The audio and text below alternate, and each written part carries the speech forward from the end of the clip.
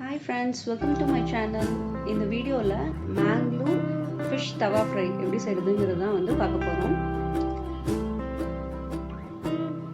First ஒரு panல சீரகம் 1 teaspoon போட்டுக்கோங்க. வெந்தயம் 1/4 டீஸ்பூன்.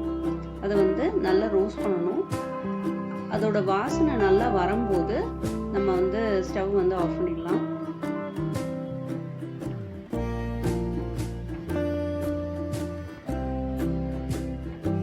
பிளேட்டுக்கு ட்ரான்ஸ்ஃபர் பண்ணிடுங்க.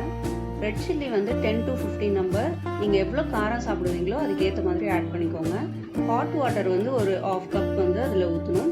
உங்களுக்கு தேவைன்னா இன்னும் கொஞ்சம் அது வந்து மிதக்கிற அளவுக்கு ஊற்றிக்கோங்க. அதை வந்து ஒரு 10 நிமிஷம் வந்து ஊற விடணும். இப்போ 10 நிமிஷம் ஆயிடுச்சு. ரெட் சில்லியோட கலர் வந்து அந்த வாட்டர்லேயும் நல்லா இறங்கியிருக்கு பாருங்கள்.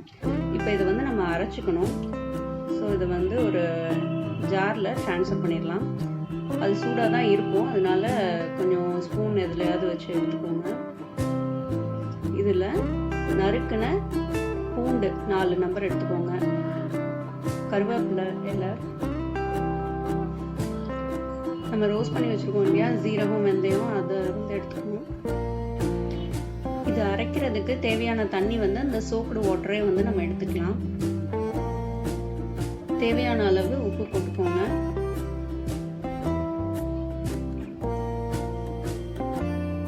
தண்ணி ஊற்ற வேணாம், அளவாக ஊற்றிக்கோங்க. நல்ல நைஸ் பேஸ்டாக வந்து நம்ம அதை எடுத்துக்கணும்.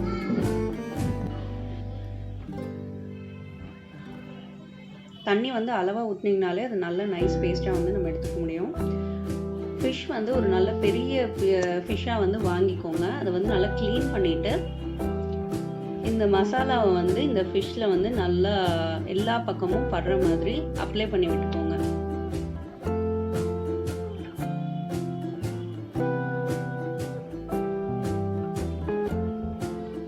எவ்வளோ பெரிய மீன் வாங்கி நீங்கள் இது பண்ணுறீங்களோ அந்தளவுக்கு நல்லாயிருக்கும்.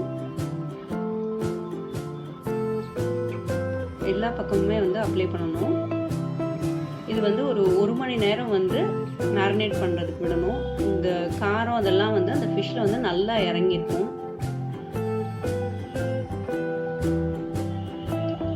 ஒரு பேன் எடுத்துக்கோங்க. அதில் 2 டேபிள் ஸ்பூன் ஆயில், நான் வந்து குக்கிங் ஆயில் யூஸ் பண்ணியிருக்கேன். நீங்கள் வந்து கோகோனட் ஆயில் கூட யூஸ் பண்ணலாம், அது ரொம்ப நல்லாயிருக்கும்.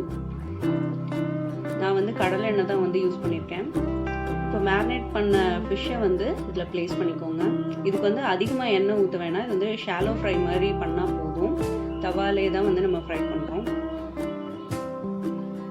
ரொம்ப டிஸ்டர்ப் பண்ண வேணாம். ஒரு மீடியம் ஃப்ளேமில் 10 மினிட்ஸ் அதை வந்து நல்லா ஒன் சைட் குக் பண்ண விடுங்க. அது குக் ஆனதுக்கப்புறமா அடுத்த பக்கம் வந்து திருப்புங்க. அடிக்கடி நம்ம அதை திருப்பிகிட்டே இருந்தோம்னா அது கொலன்னு ஆயிரும். அதனால் ஒரு சைடு நல்லா குக் ஆனதுக்கப்புறமா நெக்ஸ்ட் சைடு வந்து அதை திருப்புங்க.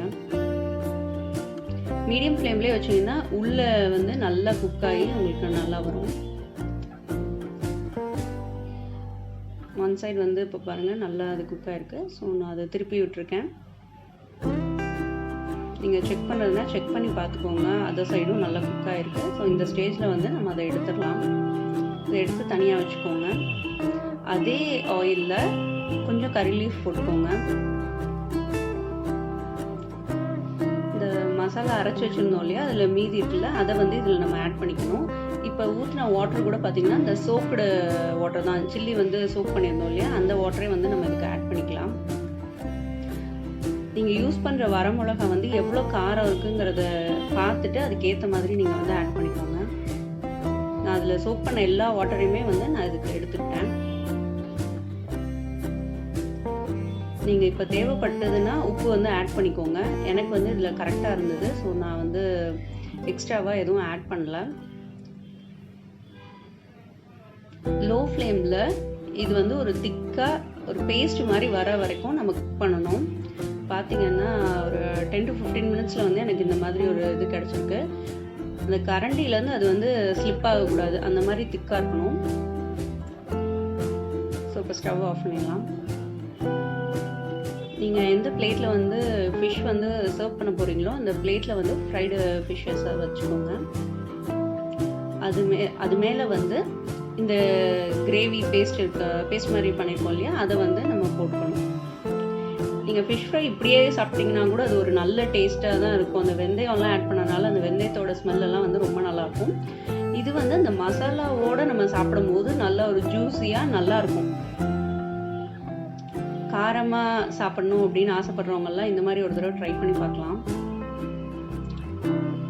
டிஃப்ரெண்ட் டேஸ்ட்டில் ரொம்ப சூப்பராக இருக்கும். இது வந்து நம்ம ஆயிலும் அதிகமாக ஊற்றலை, அதனால உடம்புக்கும் நல்லது தான். பார்த்தீங்கனாலே தெரியும், நல்லா கலர் வந்து நல்லா இருக்கு பாருங்க.